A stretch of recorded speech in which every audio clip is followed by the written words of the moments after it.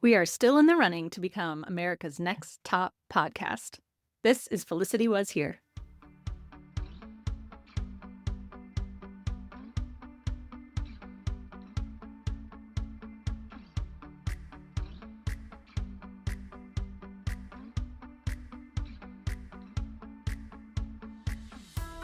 Welcome back to Felicity Was Here. I'm Heather.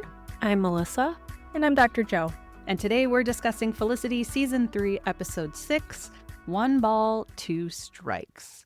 If you're enjoying the show, please like and subscribe wherever you're listening. Leave us a review. Go follow us on Instagram or Facebook and head to buymeacoffee.com/FelicityWasHere to support the pod. Welcome back, ladies. And we also have a very special returning guest with us today, back by popular demand. Ryan Luis Rodriguez, host of the One Track Mind and Reels of Justice podcasts. He's a connoisseur of physical media and audio commentaries. Ryan, welcome back. Please catch us up. What have you been watching since we last had you on?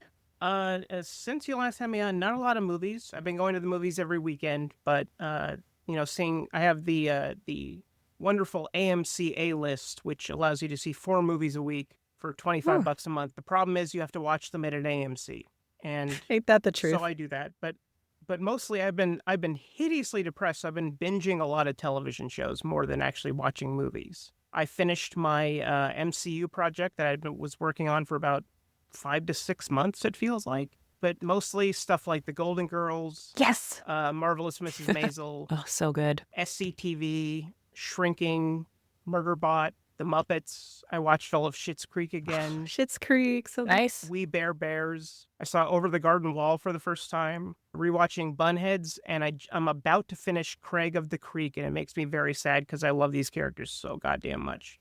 I don't want to say goodbye to them yet. So many things I've never even What? heard of. They're literally like half of them are on Hulu and the other half are on Apple TV Plus. I'm not very varied with the stuff that I tend to watch. All right. Out of everything, what are the ones you recommend the most? Ooh, good question. SCTV, although you can't stream it, it's on DVD and it's still affordable.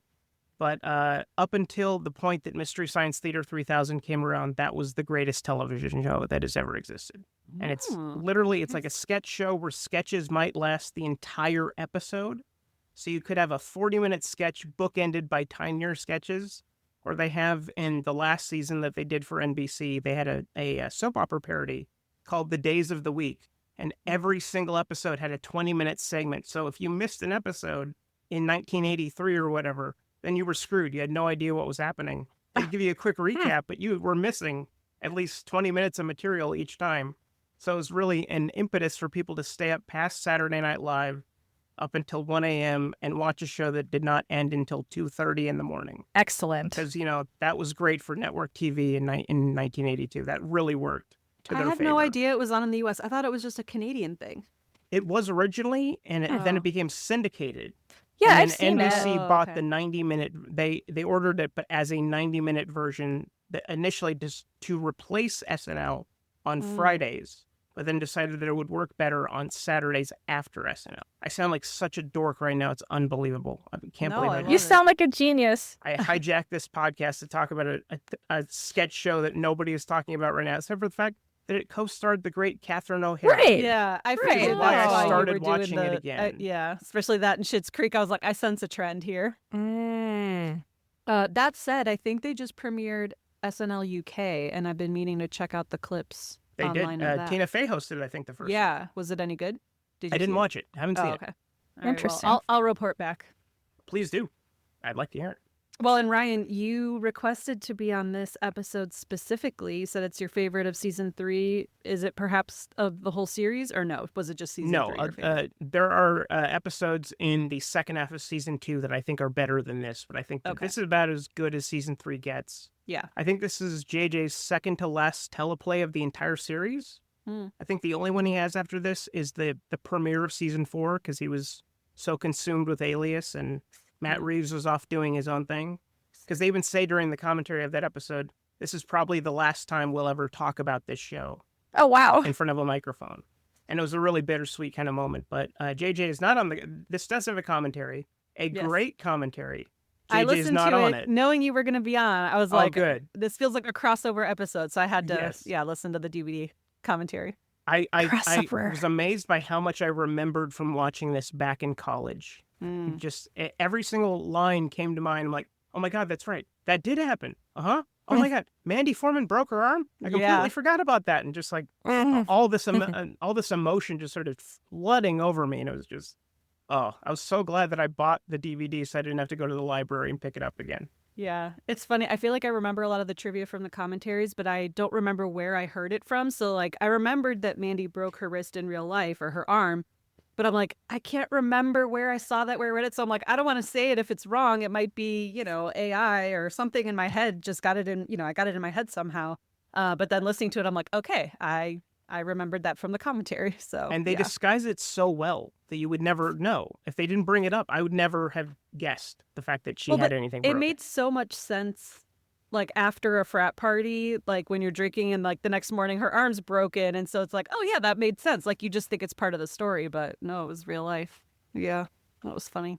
So, yeah, I look forward to hearing some of your favorite commentary tidbits throughout our discussion today.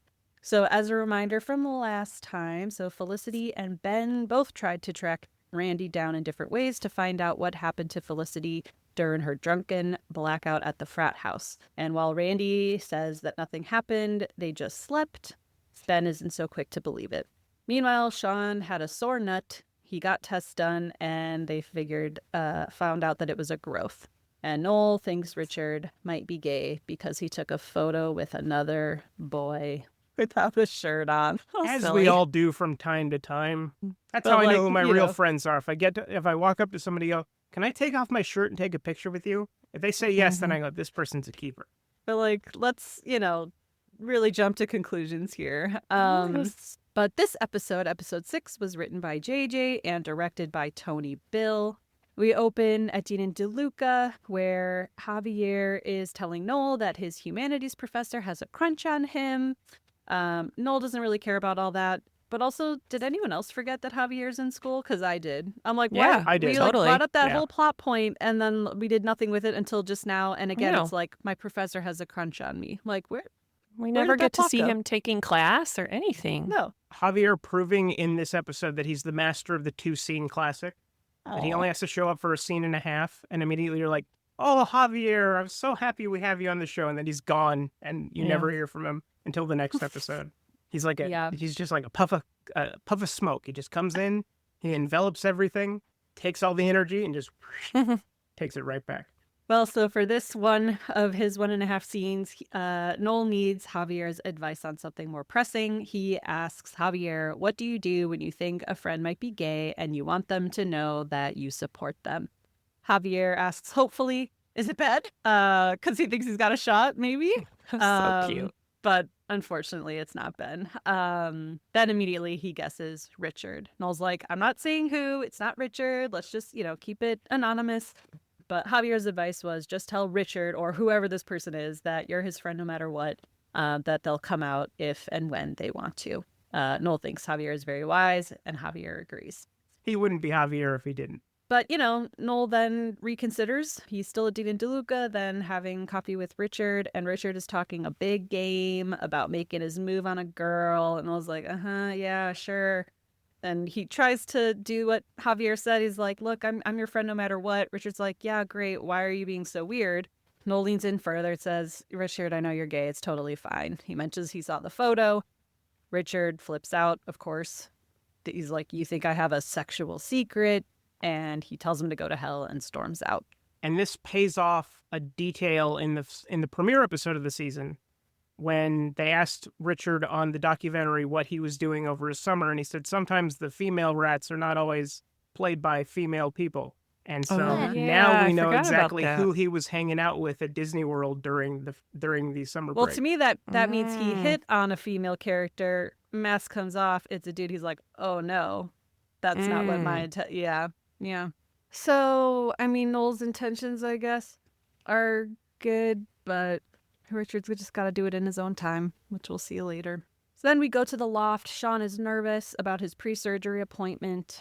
Megan offers to go with him, but Sean is like, nah, it's going to be okay. Just pre-op, pre-surgery stuff. Ben comes home. He's blue, and it's been a week, and he's still barely speaking to Felicity. Sean and Megan are not surprised that he's acting this way, but Sean has to go interview Felicity about her upcoming art show. So she's still working on her piece. She's talking about her art, but then Sean's like, this is boring. So then he pivots to asking if she and Ben are going to break up because he needs better angle for this week's documentary. But Felicity just says that she's trying to give Ben the space that he asked for. Which is funny because she doesn't really do that for the rest of the episode. Cut to talk amongst yourselves. Are we surprised, though? No, absolutely not. No. But But what yeah, I I'm like, love about this detail, this whole storyline with Felicity and the painting, is that the greatest thing about having an ensemble show in the third season means that the periphery characters get to become the main characters. And the main characters get to hang out on the periphery. And so this is actually the first, I think maybe only episode in which Megan and Sean get the A story, Richard gets the B story, Ben gets the C story. Felicity's really at the D story at this she's point. barely in it. Yeah. So I guess Yeah, actually that's true. that would make her the E story, because then Noel and somebody who's going to be mentioned shortly after this would probably be the D story. But what I love about there's all these disparate stories, and they all intertwine and kind of just coalesce into one ongoing thing that is really something that it takes years to build up that kind of confidence to have those isolated storylines and have the ability to actually make them feel like all part of the same thing. Yeah. Well, it's no surprise if JJ wrote it, because I've been rewatching Lost, and I'm like, this is brilliant. You know, that talk about ensembles and stories coming together. It's like, well, no fucking duh. He's great. He's great at that, so I'm not surprised at all. But you're mentioning that, Ryan, given it was J.J. Abrams who wrote this one. And Lost was lovely, too, because, like, each episode focused on what, like, it was another person's story, at least the first season. Like, okay, now it was, God, what was that? I forgot the girl's name, Maggie or whatever. And then it was Jack, and then another one was Kate. I liked how they set up those stories, too. I didn't know you were rewatching Lost, Dr. Joe. I'm also rewatching Lost. Ooh, that's crazy. What season are you on? I'm on the first season. I want to say like around episode 12-ish. I'm watching it with another friend. Oh, okay, So nice. I'm pacing myself. I'm not binging it hard like I usually do. Has Locke found the hatch yet? Yes. Okay. But That's what it's not matters to me. open. That's how I remember season 1 of Lost. Is like, oh, that's the one where they don't know how to get inside the hatch. That's That's exactly half right. Of the story in that That in that damn season. hatch. Love that hatch. I'm already on season 5 where it just gets super wacky. It's You're into the absurd. time travel already. Yes, Oh boy. yes. I think I Yeah. stopped after some of the we need to go back discussion. I think That's when I where- started getting interested again, because I was out for a little bit. But then So when kooky. they started melding the timelines, I was like, yes, more of this shit, please. I can't get enough. It's like cocaine in my veins. I need it. Yeah. I need it. So then we go back to Dean and DeLuca, where Ben and Felicity are working the same shift, but Ben does not want to talk to or see Felicity, and is trying to use Javier as a go-between, but Javier refuses. It's like, sort it out amongst yourselves. I'm going on break. So Ben goes into the back room where Felicity is. He's asking for, more products that he needs, and he helps her restock some shelves that she's struggling with. And she's like, trying to give him space, but she's not. She's like, so do you want to grab dinner later? And he's not ready for that. She then is like, how many times when I have to apologize to you? You're not even talking to me. She's like, nothing happened with Randy, but Ben says, you don't know that, and storms off.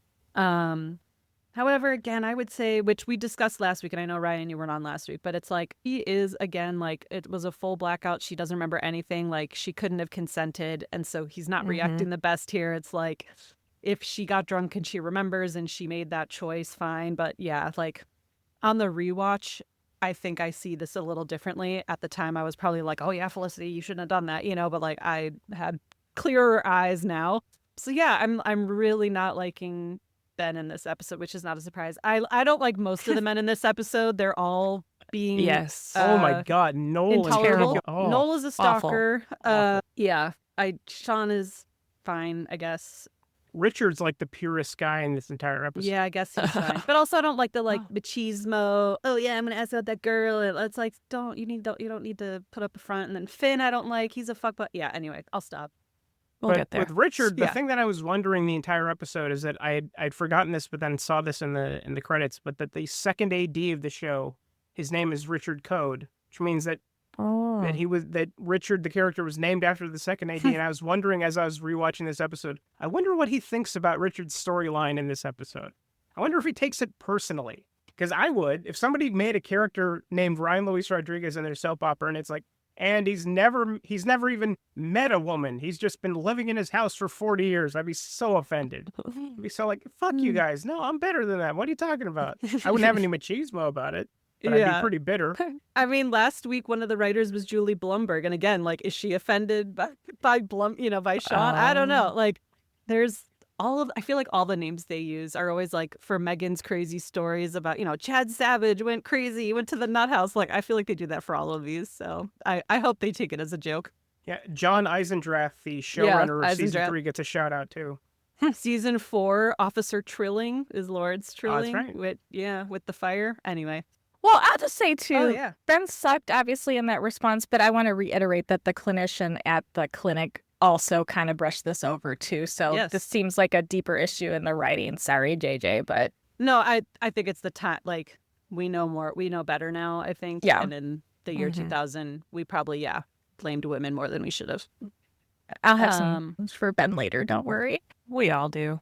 Okay. I mean, there's a lot here to not like for most of the characters, except Megan. I love Megan. So then Javier gets some one-on-one time with Richard, telling Richard how he came out to his parents, that he bought them a cake that said, "Your son is gay." I really don't remember this story, and I was laughing the whole time. Javier accidentally picked up the wrong cake, though, so it said, I don't remember what it said. It said something else on the cake when he revealed happy it. Anniversary, something, something like that. Obviously, the parents were confused, and so he just had to say it out loud instead. And this whole time, Richard's like, "Why are you telling me a gay story?" He's like, why are you telling me this gay story? But Javier continues. He's like, his parents already knew, and they told him that they loved him exactly as he is, which is very sweet. However, Richard is not impressed. He figures out that Noel put Javier up to this and, again, storms off on another conversation. So he's not happy about that either. But we're getting a good build-up here on, is Richard gay? So then Sean goes to film Tracy and Elena, who are smooching on the sidewalk, and they are kissing goodbye before Tracy leaves for the weekend for Habitat for Humanity in Yonkers, which I'm like, they make it sound like it's this long mission. I'm like, he's going away for a weekend. Elena agreed to help Tracy by working on his sociology paper with his class partner while he's away. I'm like, well, why are you even going away if you have a paper due? And why didn't you work on it sooner? Like, the whole plot point just doesn't make sense to me. I'm like, and if she's not in sociology, how would she even be able to help anyway? It just feels very forced. Doesn't feel earned to me. And to add something that doesn't matter whatsoever, but in that shot of them kissing that he runs up on them with the documentary crew, Greg Grunberg almost gets hit by a car and points out in the commentary that was not a picture car. That was almost a collision between him and a taxi driver. Could have gotten ugly had something actually gone wrong, but he got close to getting nicked by that car. Well, shit. Yeah, didn't they say they were filming downtown? Yeah. LA? Yeah. Wasn't a set. So yeah, Elena has agreed to write a sociology paper. Sean says, "Oh my gosh, you're so in love, aren't you?" And that freaks Elena out. So later, she's doing petties with Molly, and Elena's telling Molly, like, am I in love? I don't know. Like, half of me is in love, and the other half of me is in trouble. Apparently, she still can't stop thinking about Finn, even though Julie's already slept with him. So again, I'm like, Finn is a fuckboy. Like, he's just going to make his way around this apartment, like, every resident. He's going to be the like, you already slept with the yeah. You want Julie slappy seconds? Ooh. Yeah. And I'm like, I thought we forgot about Finn. Why are we bringing him back? And again, Elena being the only character that Julie didn't sleep with during the 3 years she was on the show. And Richard and Javier. That's true. Javier might be a little difficult to convince, but I'm pretty sure if she went up to Richard, he'd be like, yeah, I mean, Ben's kissed Javier multiple times, so... So yeah, Elena, I guess, is frustrated. Molly says it sounds like this whole abstinence thing is harder than she thought, but Elena says that it's not even about the sex, that she'd still be having a problem because of Finn. She's attracted to him and sees him everywhere. Do we believe that? Yeah, Finn's hot. Oh. He's attractive, but I thought he was kind of like, I don't know. I like me a basic look at my boy, I guess. Okay. I mean, Maybe he's it was not, his, like, he's not unattractive, but I'm just he's like, intelligent. He's got the lawyer knowledge that, I would take off That's my true. shirt and take a picture with him. That's for there sure. you go. There you go. I was waiting for my backup to come through. Thank you, Ryan. I would let him take his shirt off. Come picture with me, but yeah. He was all right. I mean, he's all right. He's fine. He just I'm more of an boring. exhibitionist than you. It's okay. It's fine. Okay. So then, of course, the problem inserts itself. Finn shows up at the door. He is Tracy's sociology partner, and they have to work on this paper together all weekend. Convenient. Oh, darn. Oh, shucks. Then Felicity is walking around campus and sees Randy again, approaches him, and really wants his help with something. He's like, look, I already told my frat bros nothing happened between us, which I'm like, okay, I guess he went back up a point in my book after that. I didn't like that he let his brothers assume it. So that helped.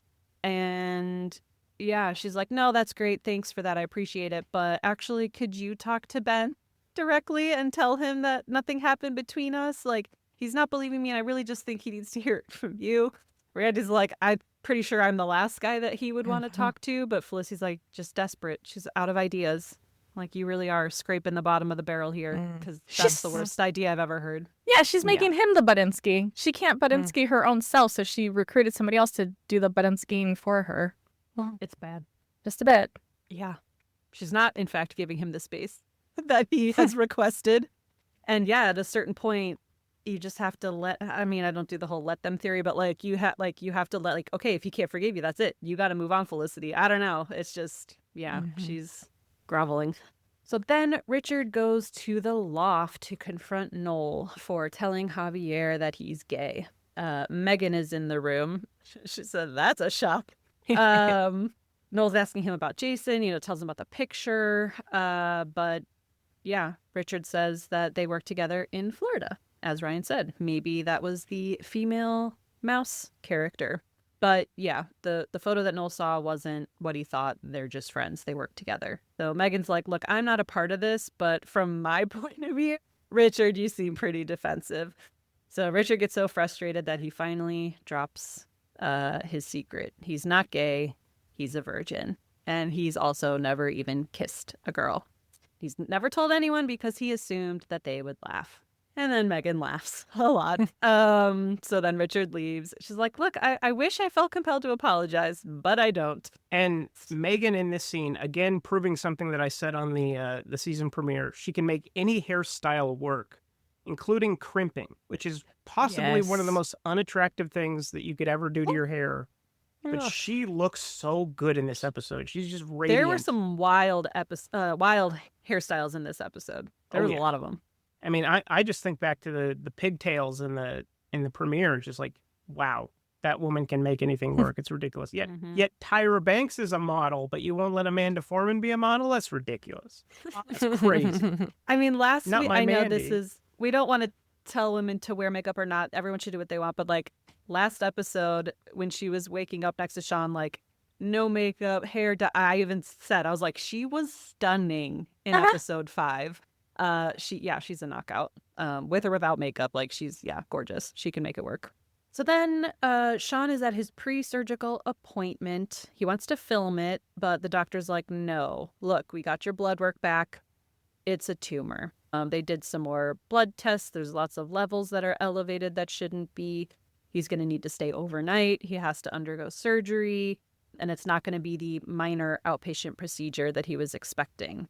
Oh, and they're going to be removing a testicle. And some lymph nodes for they're staining. Going to test some. Yep, they're going to. I don't know what lymph staining nodes. is, but it sounds like the most ominous thing a medical professional could ever tell you. I have a feeling that if I ever went to a doctor and I was told, you're great, your cholesterol is actually perfect, your blood sugar level's outstanding, but there is some staining we need to do, you would see a hole of me in the wall, because I'd run out there like Roger Rabbit and just burst right through. It would scare the living shit out of me. Nah, like Kool-Aid Man. Yeah, exactly. Oh, yeah. Oh, no. Oh, no. Oh, no. Oh, man. And yeah, Sean just keeps repeating, like, this was supposed to be an outpatient thing. This is supposed to be out, like, and you can just tell, like, he's in denial. He doesn't want to hear it. This is supposed to be outpatient. Yeah, it's got to be scary.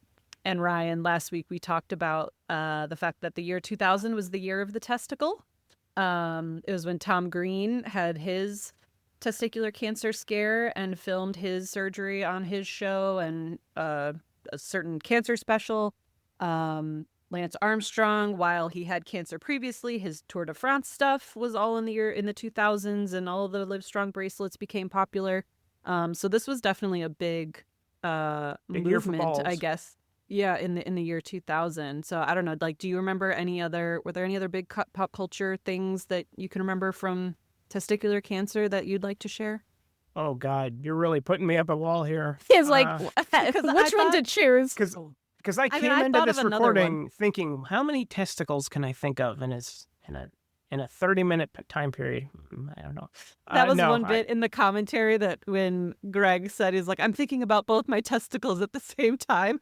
That was really funny. No, I thought of another one on the drive today. I was driving today, and I thought of another one that Steve, Miranda's boyfriend on Sex and the City, had a testicle removed. Because I remember, a big one, yes. Yeah, and Miranda dropped the ball when he wants to get the ball implant because he's insecure about only having one ball, and she like drops the implant. Like, oops, I dropped the ball. Anyway, that one, came to mind. Miranda. The closest thing I have is that Joey on Friends was trying to get a role in a movie, and he had to be uncircumcised, so he put clay on his thingamajig. And during the on Friends, oh my goodness, Joey tried to get a role in a movie, and so he had like this clay on his pee-pee, and it fell off in the middle of the audition. Monica had like a whole. She had a whole like range. Like, there was a fuzzy one. Don't put the toothpick in there. Just for me because it's soft. That. Yeah. Oh, such a good like episode. Baloney was one. Yeah, that was funny. Such a good episode. Oh man. So then we go back to the loft where Noel is asking for Megan's advice in drafting an apology email to Richard. Again, one of the funniest things I've heard is, I'm sorry I made you admit you haven't had sex with a man or a... Gotta be hyper-specific about it in case he didn't know what he was talking about. I could almost forgive Noel for that line. Oh, man. It's so funny. So then Sean comes home and then lies to both Noel and Megan. He says that it was a misdiagnosis. He's actually totally fine. Megan's relieved, but also still seemed worried. Like, I feel like she could tell this doesn't sound right. And I just think it's interesting that for someone who wants to be in everyone else's business all the time and for them to reveal their deepest, darkest secrets on camera, he does not like to tell the truth or open up or be vulnerable. He seems like he's lying to himself before he's lying to everybody else, though. Like, he's in denial to his own self. You can't tell your truth if you don't believe it. That's what they do on TikTok, right? Yes. Oh boy, here we go. So then Noel gets a tech repair call and Sean decides to come along to film. Noel was expecting someone kind of nerdy who's been downloading music off of Napster all day, getting viruses, but the door opens and it's Jane, a stunning dance major who took a very complicated math elective and deeply regrets it. Jane, of course, is played by the one and only Tyra Banks, who in the year 2026 is in some hot water, looking back at the shenanigans of America's Next Top Model. Oh, yeah. I have not watched the abuse. I have not watched the documentary because I never really watched the show that much, and I figured like all reality TV is exploitative and terrible. I watch a lot of it, but that was one I didn't watch religiously. But I've seen a lot of the clips. Looks bad. Terrible. Oh, it was horrible. Yeah. I watched 0 episodes of America's Next Top Model, but felt compelled to watch the documentary. Oh, you did watch it? Yeah. I met Nigel in real life. Really? I did. During my brief stint at David's Bridal, before I went to work at the library where I met my husband. Aw. What city was this in? Schaumburg, the David's Bridal on Golf Road. Mm-hmm. He was at a They won a David's Bridal contest in Schaumburg? Yes. Picture, I'll send it to you later. The store won a contest for most like homecoming dresses sold in the David's Bridal system or whatever. So he came and took pictures with all of us. It doesn't make any sense to me either, but it happened. That's amazing. So what were your thoughts on the documentary? Oh, she's a monster. Yeah. She's a complete fucking psychopath. From what I saw, she took like zero accountability. She was just like, that's what you all are She's asking for. smug It's as hell. Yeah, I'm like like since Naomi when? Campbell level bad, or just like I think worse. throwing phones at interns and shit like that. Tyra I Banks think level she bad. was like physically abusive. I mean, Just- just psychologically Yeah. and like blame somebody she, for their own rape. There was a blackout Yeah. drinking Yeah. thing. Yes. It was very similar to the storyline here when you think about it. And I did think about it last time because that poor woman, she got blackout drunk and they filmed her having sex. Sex is in air quotes because she was not conscious to consent properly. And then Tyra came back talking about, you know, you can't be cheating on your man when you're out here doing a job. And they like filmed her calling her boyfriend to tell him that she Yeah. quote unquote cheated. Yeah, it was horrible. It was horrible. Oh my god! And then she like was telling one of the models that like she had to get her gap in her teeth closed, and was forcing her to do that. And then a couple seasons later, it was like, we're gonna give you a gap to someone make it else. And it's wider. Like, what are we doing? Yeah, Just fucking around. Yeah, she's a craziness. psycho. They Anyway, also did like where they had to become a different like race. Oh They were, yeah. like, God. she was messy as blackface. hell. Yeah. And When did it I wasn't- think they did like Yeah. the homeless photo shoots too, and like Yeah. drug addicts and stuff. Like it was bad. Yeah. I've only seen clips and they're bad. Yeah. Mhm. But in November 2000, she was one of the world's top earning models. She was a Victoria's Secret angel. Times have changed there too. Victoria's Secret, notably of the Epstein files, and had just appeared in 2 major films that year: the Disney Channel movie Life Size, where she played a Barbie come to life, and the box office hit Coyote Ugly, Melissa and My Jam. Oh yeah. Mhm. We watched that on repeat. She's in it for like 5 minutes, but Ghost written by Kevin Smith. really, He did I the knew final that. polish on that script. no wonder it's such a good movie. And yeah, America's Next Top Model didn't launch until 2003, so this is pre-ANTM Tyra. She's still fully in her supermodel era. She's starting to dip into acting. She had previously appeared in The Fresh Prince of Bel-Air, and she broke racial barriers as the first Black woman on the covers of GQ and Sports Illustrated swimsuit issue. So this was a pretty big get for the show.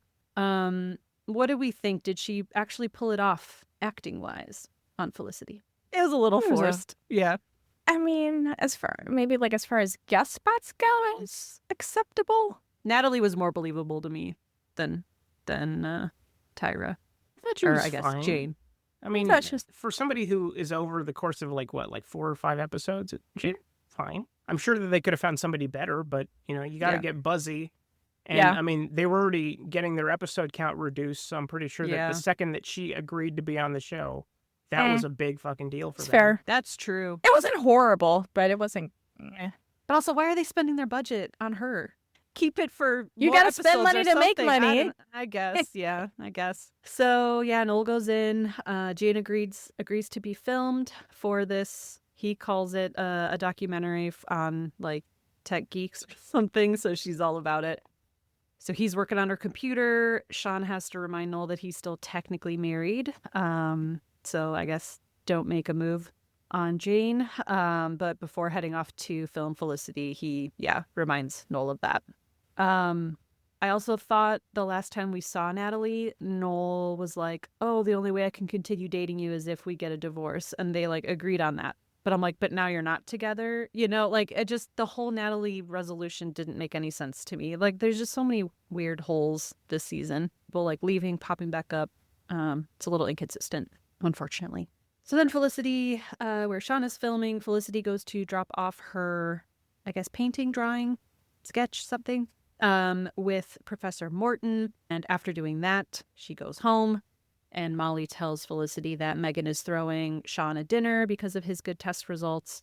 Felicity's a little wary of going because it's at the loft and Ben will be there, but she does in the end agree to go. So then we go to Epstein. It's weird saying that now. Files Epstein bar. We're going to the It's just- files bar. Yeah. Ben's at the bar and he's pounding back beer. Feels like a very intentional choice, like showing him finishing one, starting another. Randy tracks Ben down there while he's drinking and asks to talk to him. Ben's like, well, why would I ever talk to you? Randy's like, just 30 seconds. Just want to tell you to your face, nothing happened with Felicity. Ben's like, oh, really? Did you kiss her? Like, really? You just slept? That's all that happened? Did you kiss her? Randy's like, look, man, I'm trying to tell you, nothing happened. And Ben basically just like jumps him, punches him repeatedly on the Wailing ground. on him. Yeah. It was insane. Confirming my belief that he is the Ryan Atwood of Felicity. And that if he gets upset and you get on his bad side, he will just wail on you like a motherfucker, just completely pound the living crap out of you. Yet he does it with a heart of gold because he really loves the woman. That's what matters. It's okay to be violent against other men as long as you're in love. That's what we learn from Felicity. Important lesson. That is the message that these types of media send. Yes. Which is unfortunate. Again, I feel like these are the things that don't age well. Yeah. Yeah, this was my least favorite part of the episode. Like, couldn't he have just shoved him and, like, walked out all dramatic? But no, he had to, like, beat him like he was going to kill him. Well, we have cliffhangers to set up, so. Yeah. It was great character growth, I thought. That was part of his bigger arc, right? It's just, it was horrible. It was fucking horrible. I mean, we are going somewhere with this, which I'm glad, but, like, this episode is bad. Yeah. It was rough. Yeah. It was disappointing. And the drinking doesn't help, and that's obviously an unfortunate. Like father, like son. Yeah. Totally tracks rough. for him, unfortunately. Yeah. We'll see if he can turn things around in the future. Poor kid. Hopefully. Fingers crossed. And poor Randy, like, Felicity, what are you doing? Why did you tell him to do this? Yeah. Like, he was just being nice, but I don't know. He, not blaming him, the victim, but like, I would have walked away too. Like, oh, you're drinking? Okay, bye. Like, don't approach him at a bar. I don't know. There's a lot of mistakes here from a lot lot of people. I would do that even if he wasn't drinking. I approach him, I go, this guy's taller than me. Nope, not going to do it. No, thank you. Yeah. Just be like, I'll just send him an email. I'm sorry for making you admit no. It's a little bit interesting, though, that Ben, of all people, is having such a hard time believing this. Like, I love that it ties in with the whole, alcoholism stuff, whatever. But didn't he sleep with Julie all the time, not having sex with her? Like, when, like, he's capable, he can comprehend that this is a possible thing to do. Because he did it himself, like, slept in the same bed with a woman and didn't have sex with her. So it's not like he's like, that's impossible. I think based on what he says at the end of the episode where, like, you're the only person I trust, I can't lose that. I think he just spiraled. Like, it was a even slightest bit of like, oh my God, I can't trust this person anymore. And just went crazy with it. And was like, oh yeah, no, see, I can't trust anyone. I don't know. Bummer. Yeah. So yeah, then everyone gathers at the loft celebrating Sean's supposed clean bill of health. Molly mentions an uncle who went through something similar and ended up killing him just a few months later. Great story, Molly. Richard then pulls Noel aside to talk about his email. He's like, look, I'm going to be the big guy because being a virgin is nothing to be ashamed about, but it's a secret. And if you tell anyone, I'll kill you. And when Richard walks into the room, he even points out, does anybody lock their doors anymore? Because they realized when they were writing the show that it took 20 to 30 seconds to have somebody ring the doorbell, somebody get out of the room, walk over to the door, let them in. So they just like, from now on, all doors are unlocked. It doesn't matter, even though they were robbed in like episode 3. Robbed. Yeah. That's my favorite thing. Living in New York, everybody has their doors unlocked. Yes, that's how New York works, I'm sure. Never been and there, like if Sean's idea book got stolen, he would be like keeping it in a safe moving forward. Like that apartment would be locked. They've got never... like 5 or 6 locks on the door. That'd be more important to him than his nut, for sure. Yes, he'd be like, take my nut, don't take my idea book. So then Richard and Noel rejoin the group.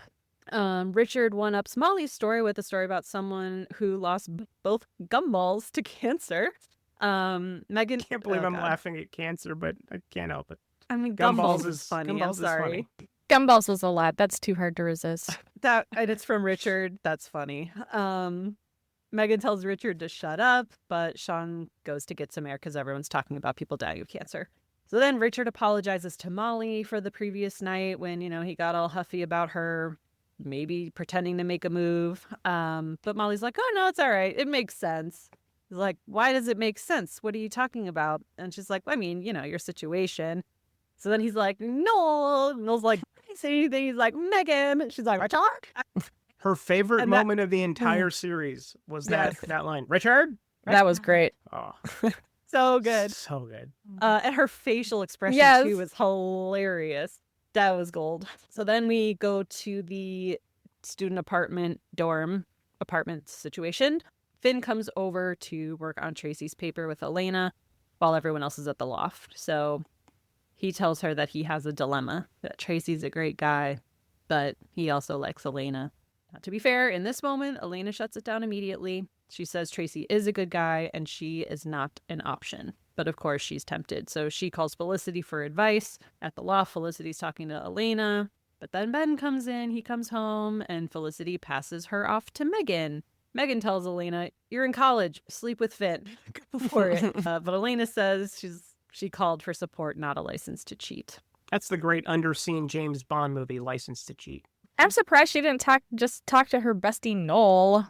Like, this is like one time when they do See, I use thought that friend, but then Felicity bounces immediately. I'm like, well, fuck, what was the point of that? Yeah, because she's all about she centers men in her life. Yeah, and I thought here I was like, oh my God, Dr. Joe's going to be so happy. Like, Elena's actually calling Felicity for advice. But it yeah. was like, it's Yeah, loud. on the phone and then like, oh, Ben's here. My attention's elsewhere now. Yeah. Yeah. It's unfortunate for Felicity. Sorry, Ben just beat the shit out of somebody? I can't really have this conversation anymore. I'm sorry. Yeah. Also, now I'm thinking about like who would sing the theme to License to Cheat. Like, would we get another Adele song? Another one? It's gotta be Billie Adele. Eilish was good. Like, who else? There's gotta, License to Cheat. Maybe Olivia Rodrigo? I don't know. I'm gonna think about this. I'm going to say, who's the girl that hosted the Muppet Show? Sabrina Carpenter. She'd be a great Bond Boom. theme song. That's the winner. Done. Right there. That fits. Of course, I can only remember her name by thinking of the Muppet Show, which is a lot about me as a human being and as a 40-year-old man. That girl from the Muppet Show. She's got a heart of gold. So then Sean's doctor calls the loft while he is out. So Megan answers, and she hears the truth that Sean needs to reschedule his surgery still. Yep, how much? Didn't exist yet. Yeah. I guess not back in the day. Yeah. Back in the day, we just blurted out everybody's medical business. Oh, yeah. To whoever wanted to know. Whoever the fuck answered the phone, didn't matter. It's the Family, same not thing family. with everybody having open doors. Everybody has a phone where somebody can tell them literally any bit of exposition that you want to know. You There can you leave a go. voicemail and have anyone, the whole room can hear it. Doesn't matter. Those were the days. Oh, yeah. So then Felicity follows Ben to his room. She tells him that he can't keep treating her this. And again, I'm like, you're the one following him into the room, Felicity. He's icing his hand. Not a good sign. She then picks up on the fact that he got into a fight with Randy. And he gets so mad that he punches the lamp and says, "Don't start defending him. Don't start defending him to me." And she leaves the room. Which I hated as much as I hated when Noel punched the lamp in season 1 when he was pissed about Felicity getting with Eli. Like, those are the two worst things. Like, I hate Ben punching Randy, but I almost hate this more because it's, like, in front of the girlfriend. She's like, there. Yeah. Yeah, like that. And it's, like, anger toward her. This was the worst as well. Much barf. Yeah. I that's just, like, immediately no. Yeah. The fact that there was any episode after this that she's like trying to still be with him in any capacity, I'm like, that's a hard no. That's a line. I'm done. I'm out. Well, they can't introduce a third guy for her to be interested in. You gotta have it bounce around between the two of them. That's just how it works. Try Randy for a little bit. I don't know. It's college. Megan said it's college. Try Randy. I don't know. I did think that was accurate, though, when she's like, it's college, just sleep with him. Like, yeah, they're like 20 years old. Why do you have to be married to all these people? I would have her break up with Tracy, where it's be like, you guys have this huge issue. You're never going to get over it. No one's going to compromise. Like, it's not going to work. You don't have it's a misalignment on values. And then, sleep with him. If you want that. Just like, but she couldn't like send him a quick text message, you know? No, I know. So she had to just sleep with Finn first and then break up with him. But I mean, even like the buffer episode, like that should have been your sign. I know. Why are you going on maybe faux dates and needing a buffer? Anyway, yeah. That was rough. So no, but fuck this guy. Fuck Ben. This one was bad for a lot of them. which is why I'm surprised, Ryan, you love it so much, because I was like, everyone's making me mad. Conflict. It's the soapiest Yeah, one. it is the The soapiest. soapier it gets, the more I enjoy it. Okay. It's just that simple. I get it. All right. Which is why I got all my Sweet Valley High books. They came in yesterday or the other day. How many of them are there? 181. Hundreds? Oh my God. Wait, you got all of them? Not yet, No. but I'm working on it. Okay. You know, Okay. libraries exist, right? That don't No? kill my Okay. joy, okay? Like, I want Okay, to buy sorry. things. I want to have Sorry, you're right. more She clutter. wants the retail therapy. Just let her have Yeah. it. It's okay. No, I know. I Ryan know. knows. I'm trying to help, but I guess not. Just do No. it. Spend your money. So then Megan goes outside to confront Sean. This was probably the best scene of the whole episode. Megan says that Sean needs to get the operation, but Sean says he can't face what amounts to an amputation. He's like, I'll be fine. I'm all right. She's like, you are not all right. You are sick. And I love this piece. She says she doesn't want to tell a cautionary story about someone she lost. She tells him he has a lot to live for, and if he can't find a reason to do this for himself, do it as a favor to her. And I know that this is Sean's episode, but I feel like Megan is the MVP in this episode. Like, I love that it just calls back to the John Eisendrath, the Chad Savage. Like, she's got a story for everything. And like the other guy, like when Noel's being Leon, oh, this guy went crazy and he's in a mental hospital. We have to help Noel. Like, she has a story for everything. And in this moment, when she normally would tell one of those stories, she's like, I don't want to tell a story like that. Like, I just thought that was so beautiful. And I their loved it. chemistry is off the charts. Mm-hmm. Like, you can tell that they've known each other for a long time before ever making the show. Like, it's almost feels destined to happen that they would eventually, that their characters would hook up, because they bring out the best in each other as actors and as characters, which is really just wonderful to see whenever they're able to harness something like that in a TV show. Because usually you don't know your co-star until 5 minutes before you shoot the pilot. Like, maybe you auditioned with them, but you didn't grow up with them. So there's this unspoken thing between them that you get it as an audience member. And just like, oh, I just want to see them be happy. I get the surgery, please. For the love of God, don't make Megan sad, please. That's gonna make me sad. It did make, I got teared up. And I liked in the commentary that Greg said that because they knew each other so well, like, they could trust each other for acting in their scenes together. Like, you could try anything. I won't be offended. Like, you can say whatever you want, test it out, try it out. Like, there was just so much trust between them, and you can see it in these scenes. And she admitted that every time they kissed, she would slip him the tongue, which is nice. Lots of tongue. That's fun. That's right, because Rob Benedict was saying about the Molly kiss that he didn't do any tongue. He's like, I didn't know. Yeah. So then Sean turns the camera on himself for the first time this season and announces that he will be having the surgery tomorrow, and he is scared that there's a chance that the cancer has already spread because of those, what was the word? Stained Lymph nodes for staining. Stained lymph nodes, yes. And I believe this is the one time in which he's actually shooting the scene, because usually it has to be the cinematographer there and he's like hooked on their belt loop, but he actually sets up the camera. There's mirror. a tripod like behind him we see in the mirror. Yeah. So he sets up his own scene, and so I think that's the one time on the show where he actually shoots his own interview. I think I could be completely. You don't think there wrong, was but another camera that was actually shooting him? I don't think so, Huh. but I could be wrong. I usually am. I doubt that. So then the next morning, Elena and Finn had worked late and fell asleep in separate beds, though.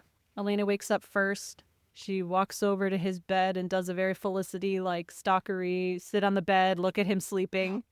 So then Finn wakes up, too. And I was like, Elena's so close. Like, you didn't even, like, accidentally fall asleep, like, spooning, right, in the same bed. Like, you were in separate beds. You were, like, so close to the finish line. But he says that, no, they aren't done yet. And he kisses her, and she does not pull away. And it was quite a kiss. It was not a peck. And she tells Felicity about it after he leaves. She can tell Felicity's upset, and so Felicity tells Elena that Ben beat up Randy. It was really bad. They thought he had a concussion. He was in the hospital. So that's not good. But also Felicity was just like, didn't really provide any support to Elena. She just like moved on to her thing. Again. Yep. Yeah. Ugh. And maybe this is why there needs to be some more female writer. Like, this is a JJ episode, so like maybe we did need some more female writers in more episodes, because yeah, it's just such a bummer that the female friendships aren't as supportive as they should be. But then before surgery, at the loft, Sean wants to talk to Ben, sits him down, holds out his grandfather's pen, which is one of his most prized possessions. He says if he dies, he wants to know that Ben has it. Ben's like, you're not gonna die. He's like, yeah, but still, fine. If I live, you can give it back to me. But it'd be great for me to know that you have this pen. So Sean then says he's going to Felicity's art show later. Asks Ben if he's going. Ben says he's not. Why would he go? So then Sean, in a glimmer of hope for me, for any of these men, says, look, Ben, I need to talk to you. He's like, having cancer has made me see things clearly. Tells Ben that he's out of control. He takes that pen back. He's like, I don't want you having this pen. But he says that he's so full of anger, and the anger that he's directing at Felicity, but it has nothing to do with Felicity. Says if Ben is going to let one drunken night end something real, then maybe he doesn't deserve Felicity anyway. It's like, look, Ben, we're the same guy right now. We're both in trouble. Sean says he wants to hide. He sure does, but he is not going to push the people closest to him away in this moment. I've had cancer for 3 days, and it's really given me a big outlook on life. I mean, he's getting his ball amputated, apparently. So, yeah, I don't know. Maybe that's a big moment. I mean, clearly he was struggling with it. But I liked that he just called it out, and that he didn't just make it about Ben. He's like, look, I'm doing the same thing. Like, we're both the problem here. So I liked that he related to him in that way. So then back at Jane's, Noel thinks he thinks that he can fix Jane's computer. Finds out that she's a transfer student. She's a dance major taking integrated polynomials as an elective. She wishes she hadn't now. So he's tinkering on her computer. For some reason, she's getting undressed while he's there, which I'm like, again, I'm not going to victim blame, but like, if there was a random dude in my apartment, I am not stripping like in my closet with the door open.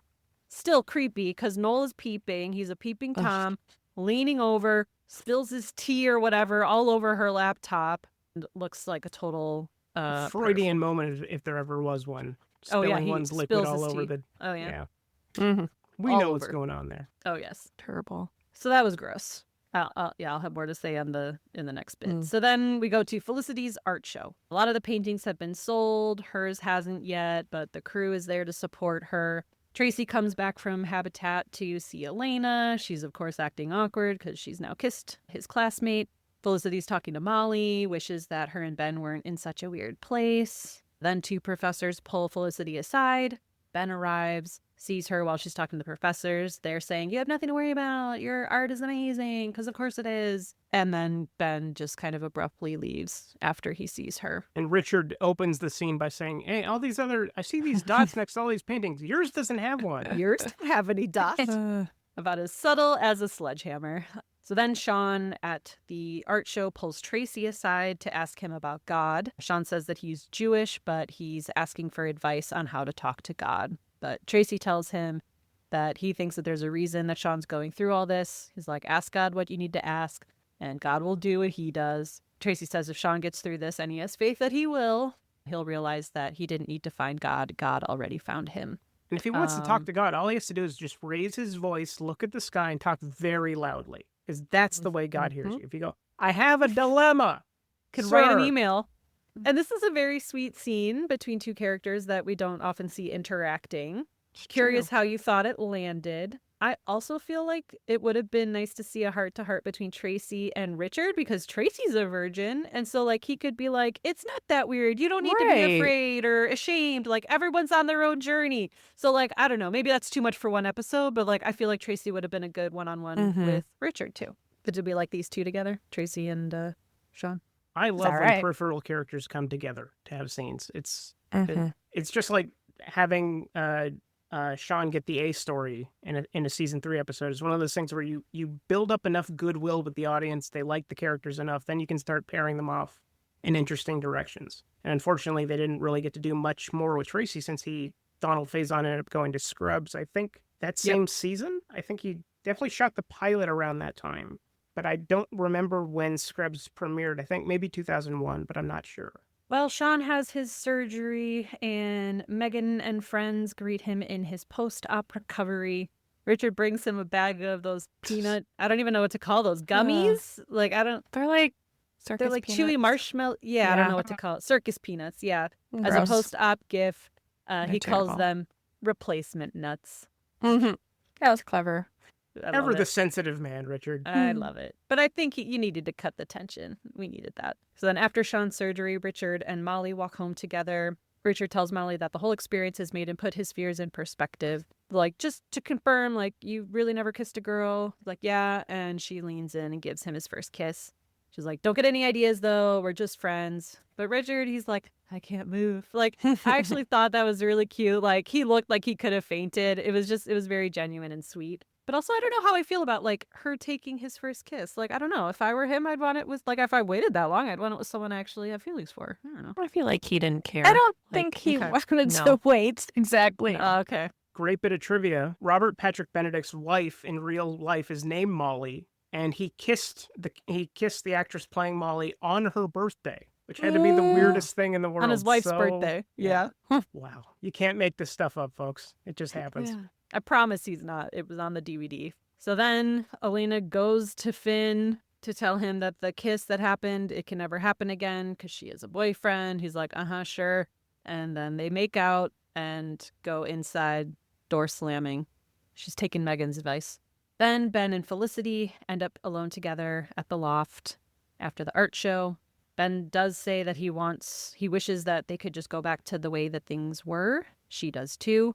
She asks Ben if he could just believe her, but he's not really able to say yes, so she goes to his room to get all her stuff to leave, assuming that's the case, and finds her own art piece sitting there on the floor, the man running into the wall. We find out Ben bought it at the show. He walks in, he tells her that it reminds him of himself, running into walls like an idiot. He says that Felicity is the only person he can trust, and he can't lose that. And so they hug, and we're assuming this means they've made up. And again, I just want to call out from Megan's box that, like, when they were all in Megan's box and, like, looking at these walls and he's, like, banging on them and trying to get stuff and, like, you get the shadows and, like, it's so reminded me of this painting. And so seeing that again, I'm like, it's Megan's box. I don't know if that was intentional, but it just looked very similar to me. And completely unrelated, but kind of completely unrelated to that anecdote, but related to the painting. Apparently, Scott Speedman owns that painting in real life.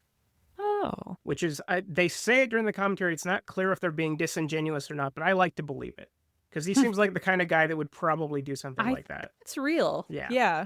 I believe it. And Nice. Amanda Foreman said she had some other art that she took from the show too. So She I'm should going to have be on the taken the lookout box. for that. Oh, man. I But definitely JJ, would've, being yeah. a big box guy, probably took it from her before she could get a chance. Yeah. So then Noel goes back to Jane's for another visit, and they're setting something up for her. She needs to peek at her password because she doesn't know it yet, so she looks in her little day planner to get her password, types it in on the computer, phone rings. She leaves to go chat with her friend, and then Noel takes a peek in the day planner to steal her password. It's terrible. I will say, like, I feel like a lot of the characters have invaded people's privacy. Ben's listened to Felicity's tapes. Felicity's looked at Ben's essay. Like, they've all done this. This, though, like, it just doesn't even make sense to me because I feel like the writers can't make up, like, is he a geek that doesn't know how to talk to women? Or is he this suave, debonair guy that can, like, pick up Natalie on the street and, like, oh, come here often, light up the cigarette. Oh, you should quit. Oh, fuck you. You know, like, which one is it? Like, he can pull Felicity and Hannah and Natalie and Ruby, but then, like, he feels like he needs it. Like, I don't get it. I don't understand. I was thinking that. I was like, how could season 1 trench coat, pinky ring Noel be looking at some girl's password? Like, it doesn't add up. And so, like, now he's a stalker, and I lose it for him here. But does he ever Boner get it is back? gone. That's the question. I don't know. I think maybe not until the end of season 4, like the post. There's not much redeemable in 3 and 4 for Noel, in my opinion. Yeah, that's fair. It's mostly season 1 Noel that I was in love with. Yeah. So yeah, he's a stalker now, and like it just, and again, like, you're married, but are you seeing Natalie anymore? And like now you see this pretty girl. Like, why do you think you need that to talk to her? Like, she's already talking to you. Like, she's not ignoring you. Like, you had openings, talk about dance, whatever. Like, you were already talking about the polynomials or whatever. Like, there was a banter. It just doesn't make sense. I don't get it. I hate most of the men in this episode. So then Felicity and Ben are finally on better terms. Looks like she's cooking dinner for him at the loft, and he's going to go out and get some groceries for her. Very sweet. And the second he steps outside, Randy stands up with his frat brothers. Ben turns around, walloped in the face. They all, except Randy, they all jump on him, all the frat brothers, and Randy's just standing there like a mafia boss, like, look who you messed with. I don't know why this makes me laugh. So You would having a nice dinner. It'd be a shame if something happened to it. I like how he was just in shadow. Like, we weren't supposed to know yet who it was. Like, we knew. Real pretty face you got there. I mean, it reminds me of the gambling thing, and it's just like, I don't like violence. I love it. No. It's hella soapy. I'll give you that. Oh. Perhaps this is a rock bottom for him. Yeah, it is. You're right. Well, is it? I don't It's know. one of his There's rock more bottoms. coming. Yeah, he has a few rock bottoms. Yeah. I mean, there's more like bad stuff that happens, but like he wasn't the impetus for the next episode. But yeah, so that's rough. I feel bad that he's beaten up by a mob of men. Boys, I should say. They're not mature men. And now Randy, I also don't like again. Right. Mm. Like, that's Randy, not cool. He Like, earned we're a point, and now back Yeah. down. He's gone off my Yeah. list. I will not be taking a picture with him with our shirts off. That's for sure. I don't know. I might still. Randy's hot. I like Randy more than Finn.